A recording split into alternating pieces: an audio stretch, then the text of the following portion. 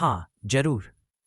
અહીં શ્રી કૃષ્ણ ભગવાનની એક સુંદર અને સરળ ગુજરાતી કથા રજૂ છે. માખણચોર કાન્હાની મીઠી વાર્તા.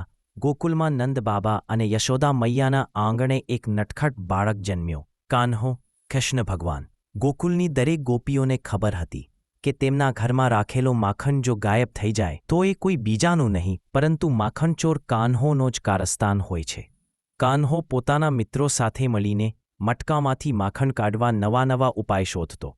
કોઈ વખતે મચાનો ઢગલો બાંધી ચઢી જતો તો કોઈ વખતે મિત્રોને ખભા પર ચઢાવી માખણ લઈ આવતો.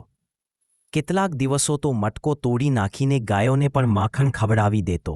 એક દિવસ ગોપીઓ ફરિયાદ લઈને યશોદા માયા પાસે આવી. માયા, તમારો કાન્હો અમારું બધું માખણ ખાઈ જાય છે, કંઈ કહો એને.